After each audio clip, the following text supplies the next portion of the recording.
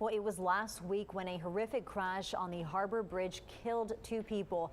This after a wrong-way driver got behind the wheel. And tonight we're learning more about that driver as well as the downtown restaurant included in the investigation. According to felony warrants, the woman accused of being intoxicated and causing that crash has now been identified as Roxanne Palacios. Our Michael Gibson is here now with the latest details on this developing case. Roxanne Palacios is indeed accused of the wrong-way driving deaths of that couple from San Patricio County. Along with the Corpus Christi Police Department's investigation into the deadly crash, the TABC is now working to determine if Palacios was at a local restaurant and bar just before the accident. They'll also determine if that business or maybe one of the employees there could possibly be responsible for serving alcohol to someone who was already intoxicated. Felony arrest warrants show that Roxanne Palacios will face 3 charges in connection with this deadly crash. Those are 2 counts of intoxication manslaughter with a vehicle and intoxication assault with a vehicle with significant bodily injury.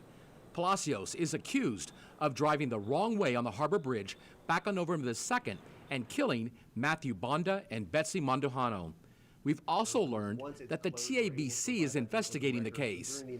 That after an agency spokesperson says his investigators were told by Corpus Christi police that Palacios was at the Railroad Seafood Station right before the crash. The investigation is in the very early stages right now, so it's going to be an ongoing process of conducting interviews, coordinating with local law enforcement, and gathering the physical evidence and things like bank records and video footage to support any case that may move forward. That spokesperson, Chris Porter, says that if his agency finds any wrongdoing, then it could fine, suspend, or cancel the company's license to sell alcohol.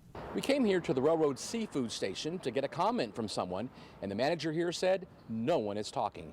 That TABC spokesperson also says there's a possibility that charges could come from that agency's investigation. If an employee of the business was found to have violated the law, in addition to any charges against the business on the administrative side, we will file a criminal case, for example, selling alcohol to an intoxicated person, usually a misdemeanor charge against the employee.